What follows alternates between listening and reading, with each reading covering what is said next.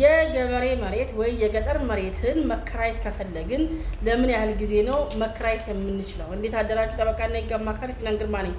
እንግዲህ ምንድነው አንዳንዴ ወደ ገጠር ወጣ ብለን የገበሬ መሬት ወይንም ደግሞ የገጠር መሬትን ተከራይተን የሆነ ነገር ለማልማት እንፈልግ ይሆናል እና ለምን ያህል ጊዜ ከገበሬ ላይ ተከራይተን ያንን ነገር መጠቀም የምንችለው ወይ ደግሞ ማልማት የምንችለው?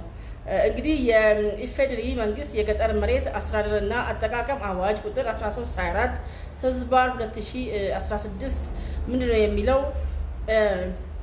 ክልሎች የራሳቸውን የጊዜ ገደብ አበጅተው የራሳቸውን አዋጅ፣ መመሪያ፣ ደንብ ማውጣት የሚችሉ ቢሆንም ነገር ግን በየአመቱ ለሚደርስ ሰብል ከ10 አመት በላይ መከራየት አይቻልም። ይሄኛውን የክልሉም ይሄን መቃረጥ አይችልም። ትልቁ ከ10 አመት በላይ ማድረግ አይችሉም ማለት ነው።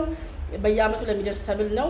ነገር ግን ለቋሚ ሰብሎች ማለት በጣም ረጅም ጊዜ ለሚቆዩ ሰብሎች ከሆነ ደግሞ እስከ 30 አመት በላይ መከራየት አይቻልም ማለት ነው።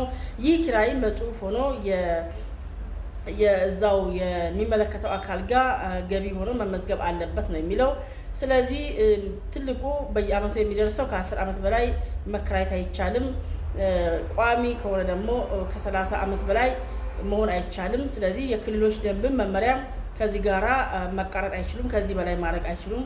ግን ከዚህ በታች አድርገው የራሳቸውን መመሪያ አዋጅ ማውጣት ይችላል የሚል አንድምታ ነው ያለው። አመሰግናለሁ። ደህና ዋሉ።